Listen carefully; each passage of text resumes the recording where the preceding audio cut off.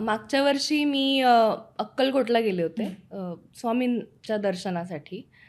खरं तर तसं बघायला गेलं तर असं काही आमच्या डोक्यात नव्हतं. मी आणि माझा नवरा असंच सहज ठरवलं आदल्या दिवशी, की चल आपण जाऊया.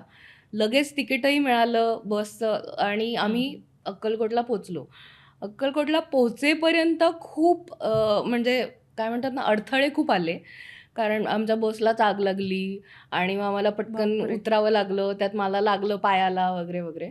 आणि तिथे जाईपर्यंत खूप स्ट्रगल आला. पण त्यानंतर आमचं दर्शन जे काय कमाल झालं ना, म्हणजे आम्ही गुरुपौर्णिमेच्या दिवशी गेलो होतो. बरं आम्हाला आदल्या दिवशी माहीतही नव्हतं, की उद्या गुरुपौर्णिमा आहे. म्हणजे कारण मी प्रचंड शूट गर्दी. करेक्ट. कारण मी शूट करून येणार होते हं. आणि आपल्याला माहीत नसतं दिवस कोणता आहे, तारीख कोणती आहे, जेव्हा आपण 12 तास शूट करून येतो. सो अचानक ठरलं आणि गेलो. रात्री 12 वाजता बसमध्ये Instagramला, WhatsAppला जे मेसेजेस येतात हं. ना फॉरवर्ड्स, त्यातनं कळलं की अरे बापरे! उद्या गुरुपौर्णिमा आहे. आता असं झालं होतं. पण म्हटलं ठीक आहे चल बघूया. तिथे गेलो.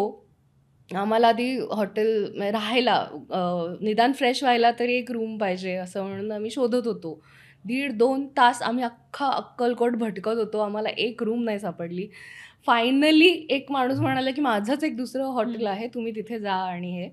सो तिथे आम्ही गेलो आणि एक रिक्षावाला त्यानीच आम्हाला एक रिक्षावाला दिला, की तुम्ही हं. हा तुम्हाला घेऊन जाईल असं म्हणून. कारण का ते लांब होतं हॉटेल मंदिरापासून.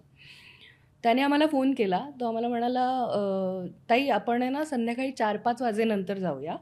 तोवर म्हणजे ऊन पण उतरलेलं असेल, सो तुम्हाला सोपं जाईल." म्हणलं, "ओके."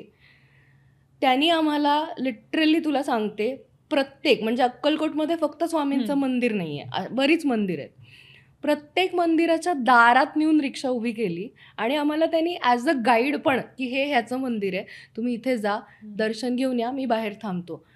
एका पॉइंटला आम्हाला असं फील झालं, की आम्हाला स्वामीच घेऊन जातात सगळीकडे आणि जे मेन स्वामींचं वटवृक्ष जे हं, मंदिर हं, आहे, हं, हं.